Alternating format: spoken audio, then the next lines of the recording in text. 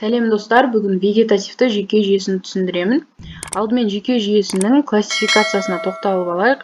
Анатомиялық тұрғыдан жүйке жүйесі орталық және шеткі болып бөлінеді. Орталыққа мимен жұлын жатса, шеткіге осы мимен жұлыннан шығатын нервтер, аксондар, дендриттер, түбіршіктер, гангли немесе түйін жатады екен. Ал функциясы бойынша жүйке жүйесі соматикалық және вегетативті. Вегетативті жүйке жүйесі симпатикалық және парасимпатикалық болып өз ішінде бөлінеді. Енді осы соматикалық және вегетативті жүйке жүйелерінің айырмасына тоқталайық. Соматикалық жүйке жүйесі санаға бағынатын іс-әрекеттерді қамтамасыз етеді, яғни қаңқа бұлшықеттерін иннервациялау арқылы. Ал вегетативті жүйке жүйесі барлық бірыңғай салалы бұлшықеттерді, бездік клеткаларды, жүректі иннервациялайды, ал оның барлығы санаға бағынбайды. Яғни біз асқазан ішек жолдарының моторикасын тоқтата алмаймыз, немесе жүректің жиырылуын тоқтата алмаймыз. Соматикалық жүйке жүйесінің талшықтары миелинді болса, вегетативтінікі миелинсіз. Яғни бұл миелинді дегеніміз жүйке талшықтарының сыртынан қоршап тұратын қабық. Бұл қабық арқасында нервтік импульстың жылдам өтуіне жағдай жасайды. Енді соматикалық жүйке жүйесі мен вегетативті жүйке жүйесіндегі рефлекстік доғаның айырмасына тоқталайық. Бірінші суреттегі адамның қолы бұл соматикалық рефлекстің жүру жолы. Яғни денеге, теріге қандай да бір тітіркендіргіш әсер ету арқылы оны рецептор сезеді. Солай ең алдымен дендрит арқылы ақпарат алып келінеді. Оның бірінші тоқтайтын остановкасы ол псевдоуниполярлы клетка, яғни жұлын түйінде орналасқан. Бұл бірінші нейрон болып табылады. Осы бірінші нейроннан аксон шығады да, жұлынның артқы мүйізі арқылы аралық нейронға тоқтайды. Бұл екінші нейрон болып табылады. Осы екінші нейроннан кейін аксон шығады да, жұлынның алдыңғы мүйізіндегі қозғалтқыш нейронға барады. Бұл үшінші нейрон болып отыр. Осы үшінші нейроннан тағы да аксон шығады да, қаңқа бұлшықетіне барып, ол қаңқа бұлшықетінің жиырылуын қамтамасыз етеді. Келесі вегетативті рефлекске тоқталайық. Без көрсетілген, осы безден алып келінген хабар дендрит арқылы дәл солай псевдоуниполярлы клеткаға немесе бірінші нейронға тоқтайды. Бұл бірінші нейроннан кейін ең бірінші айырмашылығы, ол жерде аралық нейрон жоқ, яғни вегетативті рефлексте аралық нейрон жоқ, бірден ол қозғалтқыш нейронға тоқтайды. Және қозғалтқыш нейрон алдыңғы мүйізінде емес, бүйір мүйізінде орналасады. Яғни бұл екінші нейрон болып отыр. Осы екінші нейроннан шыққан аксон енді түйінге тоқтайды. Бұл түйінде үшінші нейрон орналасады. Осы үшінші нейроннан шыққан аксон енді барып безге барады. Яғни бірінші айырмасы аралық нейронның болмауы, яғни соматикалық рефлекстегі сияқты, және қозғалтқыш нейронның алдыңғы мүйізде емес, бүйір мүйізде орналасу, және қозғалтқыш нейроннан шыққан аксон бірден органды иннервацияламай, ол түйінде үшінші нейронға тоқтауы болып табылады. Үшінші нейроннан кейін тағы бір талшық шығады да, солай аталған бездің иннервациясын қамтамасыз етеді екен. Енді осы түйін немесе гангли немесе узел, осыдан алдын орналасқан талшықтарды біз преганглионарлы талшықтар деп атаймыз, ал одан шыққан талшықтарды постганглионарлы талшықтар деп атайды екенбіз. Преганглионарлы талшықтарды ақ талшықтар деп те атайды, ал постганглионарлы талшықтарды сұр талшықтар деп те атайды. Ол миелинді қабықпен қапталуына байланысты болып табылады. Енді осы ганглилердің түрлеріне тоқталайық, немесе түйіндер. Жалпы түйін немесе гангли дегеніміз ол нейрон денесінен құралады және орталық жүйке жүйесінен тыс орналасса, осылай гангли деп аталады екен. Біз білеміз, орталық жүйке жүйесіне мимен жұлын жатады. Сол мимен жұлыннан тысқары орналасқан кез келген нейрон денесінен құралған затты біз түйін деп атаймыз. Ал егер де сол орталық жүйке жүйесінде нейрон денесінің көптеген нейрондардың жиылуынан түзілген затты біз ядро деп атаймыз. Ядро деп аталу үшін, яғни ол мимен жұлында орналасу керек болып табылады. Түйіндердің түрлеріне тоқталайық. Бірінші түйін ол паравертебральды, одан кейін превертебральды және интрамуральды. Интрамуральды түйіндер ол парасимпатикалық жүйке жүйесіне қатысты болса, паравертебральды және превертебральды түйіндер ол симпатикалық жүйке жүйесіне қатысты айтылады екен. Осы жерден мына суретте паравертебральды және превертебральды жүйке түйіндерін көре аламыз. Мысалы, осылай ақпарат дендрит арқылы келеді, дәл жаңағы вегетативті рефлекстің жүру жолында. Яғни бірінші тоқтайтын остановка псевдоуниполярлы клетка, бірінші нейроннан шыққан аксон, яғни бүйір мүйізіндегі қозғалтқыш нейронға тоқталады, немесе альфа-мотонейрондарға. Осы альфа-мотонейроннан шыққан аксон осылай келіп паравертебральды түйінде тоқтауы мүмкін, немесе одан тоқтамай бірден осылай қарай жүріп превертебральды түйінде тоқтауы мүмкін. Яғни егер де ол тоқтамаса, мына ұзын аксон талшығының барлығы преганглионарлы деп атала береді, яғни ол тоқтағанша. Ал осы превертебральды нейроннан шыққан аксон постганглионарлы талшық деп аталады. Немесе парада аяқталса, осылай мына жерге дейін пост болады. Егер де паравертебральды түйінде аксон аяқталса, қозғалтқыш нейроннан шыққан, онда преганглионарлы деп аталады, ал одан кейінгісі постганглионарлы деп аталады. Енді симпатикалық жүйке жүйесіне тоқталайық. Симпатикалық жүйке жүйесінің орталық және шеткері бөлімдері бар.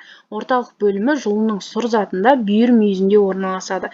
Яғни бізде жұлында сегменттер бар. Ол симпатикалық жүйке жүйесінің сегменттері 8-ші мойын сегментінен басталады, 12-ші кеуделік сегменттен және бел сегменттеріне дейін жалғасады екен. Яғни именно сол аралықтағы жұлынның сұр затының бүйір мүйізінде симпатикалық жүйке жүйесінің орталық бөлімі орналасады екен. Ал шеткері бөлімі сол жұлыннан шығатын түйіндер немесе талшықтар.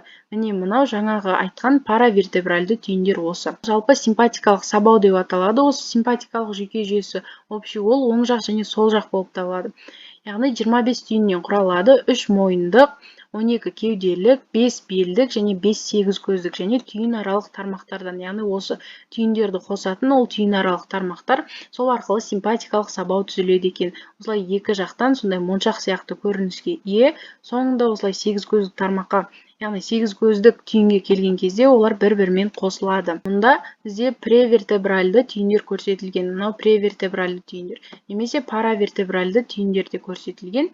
Яғни жаңағы аксон қозғалтқыш міне жұлыннан шыққан, жұлынның бүйір мүйіздерінен шыққан аксон тармағы осы паравертебральды, яғни омыртқа маңындағы түйінде аяқталуы мүмкін, немесе ол аяқталмай преганглионарлы талшық бірден превертебральды түйінге қарай өтіп кетуі мүмкін. Осы суретке қарап осыны айтқым келді. Келесі симпатикалық жүйке жүйесінің көрсететін эффекттеріне тоқталайық.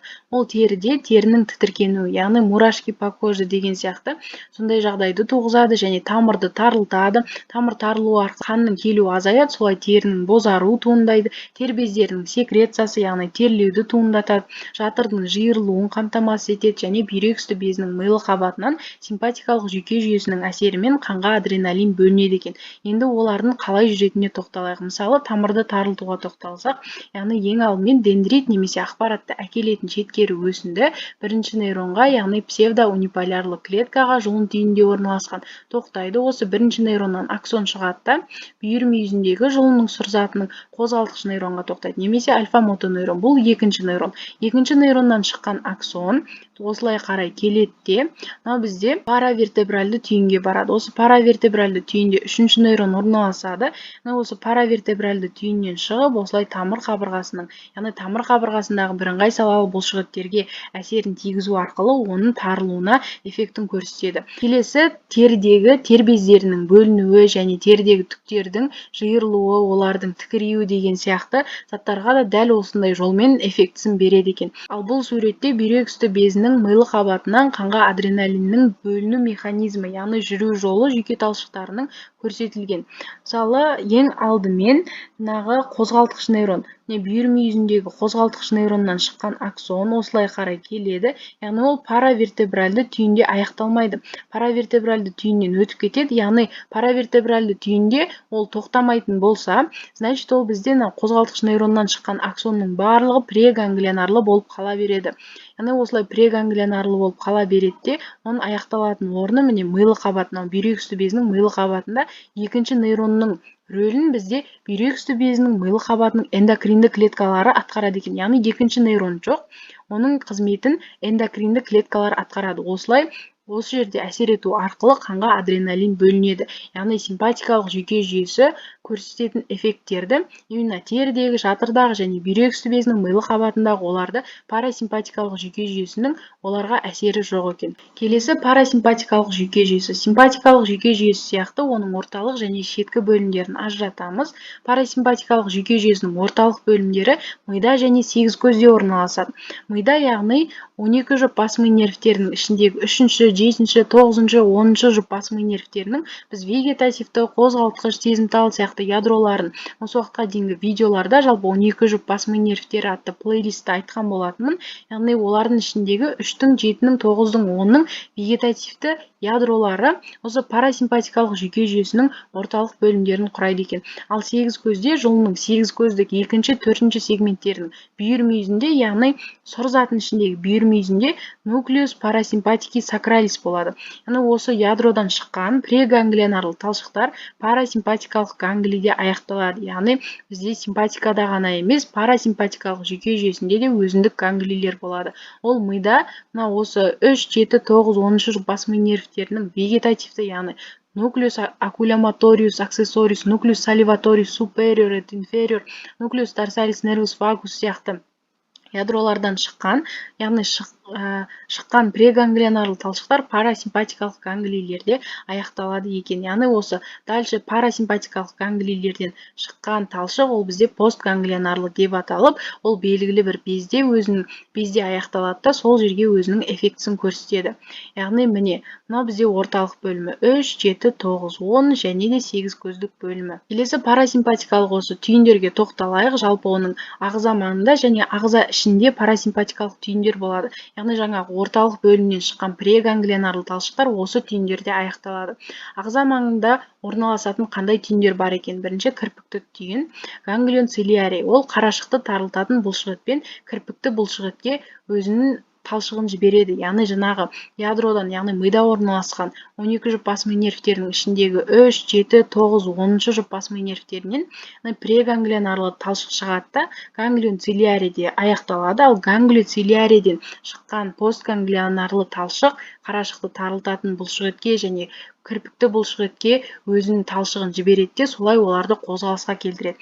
Және қанат таңдай түйіні ганглион птеригопалятинум, яғни бұған да преганглионарлы талшық келеді. Солай бұдан шыққан постганглионарлы талшық көз жас безін иннервациялайды. Солай көзден жаңағыдай жастың бөлінуін қамтамасыз етеді. Жағасты түйінің ганглион субмандибулярий, жағасты безін. Яғни бұдан шыққан постганглионарлы талшық жағасты безінің секрециясын, яғни одан сөл бөлінуін қамтамасыз етеді. Тіл асты түйін дәл сондай тіл асты безіне және құлақтық түйін құлақ маңы безінен жаңағыдай сөл бөлінуін қамтамасыз етеді. Және келесі түйін интрамуральды ағза ішінде, яғни ганглион интрамуралис деп аталады. Бұл жағдайда ең маңызды парасимпатикалық жүйке жүйесін қамтамасыз ететін ол бізде нервус вагус болып табылады. Яғни осы ядродан шыққан жаңағы преганглионарлы талшық аталған міне ағзалар. Мысалы мынау асқазан, осы жерде интрамуральды, яғни ағза ішінде орналасқан түйінде аяқталады. Ал бұл түйіннен тағы да мысалы асқазан қабырғасына постганглионарлы талшық шығады да, солай асқазанның қабырғасының бірыңғай салалық бұлшықеттерінің қозғалысын қамтамасыз етеді. Мысалы ішектер үшін де дәл сондай болып табылады екен.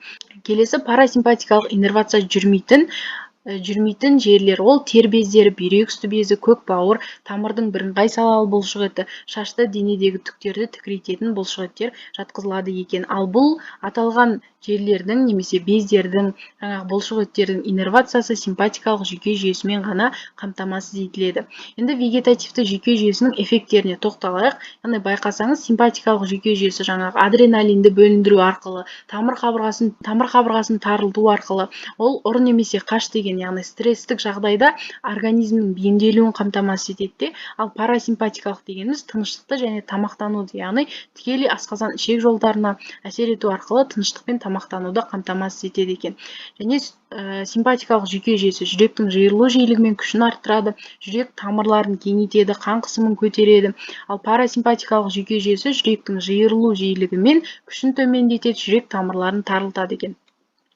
Келесі тағы да ол асқазан ішек жолдарына қатысты. Симпатикалық жүйке жүйесі ауыз қуысында сөл бездерінің жұмысын төмендетеді, яғни ауызда құрғақтық туғызады, перистальтиканы төмендетеді, уретра мен тік ішектің сфинктерлерін тарылтады. Мына жерде R әрпі болу керек еді. Келесі парасимпатикалық жүйке жүйесі сөл бездерінің жұмысын күшейтеді, перистальтиканы күшейтеді, яғни тыныштықпен тамақтануды қамтамасыз етеді екен.